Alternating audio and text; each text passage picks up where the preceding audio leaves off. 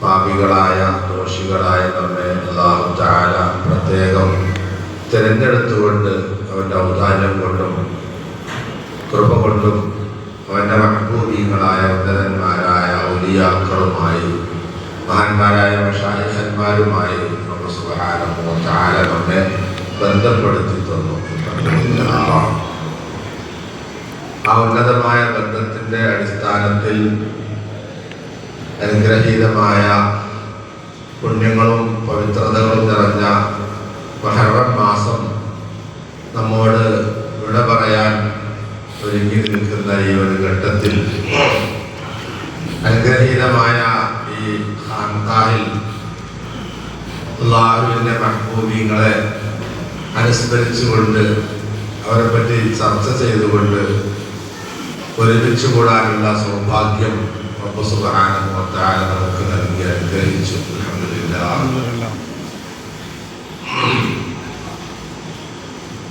ഇന്നത്തെ നമ്മുടെ ഈ പരിപാടി സാധാരണ നമ്മൾ നടത്തി വരുന്ന മാസാന്ത ഫാത്തിഹ ബഹുമാനപ്പെട്ട ഹുസൈൻ മുസ്ലിയാർ നദീർ ഷാഹ് നൂരി ഖദ്ദസല്ലാഹു സിർറഹുൽ അസീസ് മഹാനവറുകളുടെ മാസാന്ത ഫാത്തിഹ, അതോടൊപ്പം മുഹറം മാസത്തിൽ പ്രത്യേകം ലോകത്തെവിടെയും അനുസ്മരിക്കുകയും ഓർക്കപ്പെടുകയും ചെയ്യുന്ന ബഹുമാനപ്പെട്ട സയ്യിദുനാ ഹസൻ റളിയല്ലാഹു അൻഹു, അതുപോലെ ബഹുമാനപ്പെട്ട സയ്യിദുനാ ഹുസൈൻ റളിയല്ലാഹു അൻഹു, ഉന്നതന്മാരായ അഹ്ലുൽ ബൈത്തിലെ നേതാക്കന്മാരെ പ്രത്യേകം അനുസ്മരിക്കുകയും അവരുടെ ഉർസ് നടത്തപ്പെടുകയും ചെയ്യുന്ന അനുഗ്രഹീതമായ ഒരു വേദിയിലാണ് അല്ലാഹു സുബ്ഹാനഹു വ തആല ഈ സന്ദർഭത്തിൽ നമ്മെ ഒരുമിച്ച് കൂട്ടിയിട്ടുള്ളത്.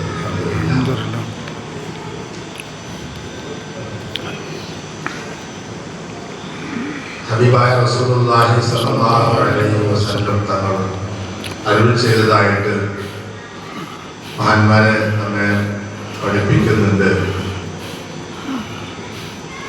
അഹ്ലുൽ ബൈത്ത് എന്ന് പറയുന്നത് നൂഹ് നബി അലൈഹിസ്സലാമിൻ്റെ കപ്പൽ പോലെയാണ്. നൂഹ് നബി അലൈഹിസ്സലാമിൻ്റെ കാലഘട്ടത്തിൽ ലോകത്ത് ആകമാനം ഒരു പ്രളയം, വെള്ളപ്പൊക്കമുണ്ടായി. ലോകത്തുള്ള മുഴുവൻ ചരാചരങ്ങളും ആ വെള്ളപ്പൊക്കത്തിൽ മുങ്ങി. പക്ഷേ ആ വെള്ളപ്പൊക്കത്തിൽ നിന്ന് രക്ഷപ്പെട്ട്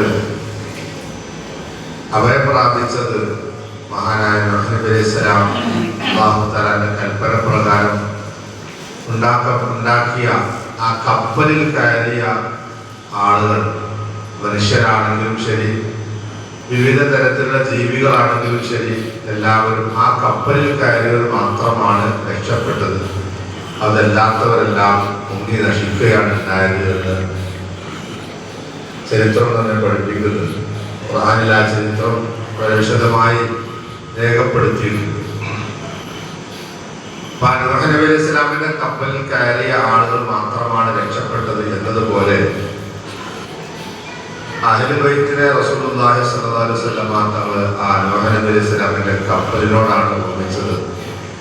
ആ കപ്പലിൽ കയറിയ ആളുകൾ രക്ഷപ്പെടുകയും അത് കയറാത്തവർ നശിച്ചു പോവുകയും ചെയ്തു എന്ന് പറഞ്ഞതുപോലെ അഹ്ലുൽ ബൈത്തിനെ ആദരിക്കുകയും ബഹുമാനിക്കുകയും ആ അഹ്ലുൽ ബൈത്തിനെ സ്വീകരിക്കുകയും ചെയ്യുന്ന ആളുകൾക്ക് മാത്രമേ രക്ഷയുള്ളൂ എന്നും അവരെ സ്വീകരിക്കാതെ, അവരെ പിൻപറ്റാതെ, അവരെ സ്നേഹിക്കാതെ ആർക്കും തന്നെ രക്ഷപ്പെടാൻ കഴിയുകയില്ല എന്നും അനുഗ്രഹീതമായ ഈ ഹദീസ് കൊണ്ട് നമുക്ക് മനസ്സിലാക്കാൻ കഴിയുന്നുണ്ട്. അല്ലാഹു തആല നമുക്ക് ഉൾക്കൊള്ളാനും മനസ്സിലാക്കാനും അല്ലാഹു തൗഫീഖ് നൽകട്ടെ.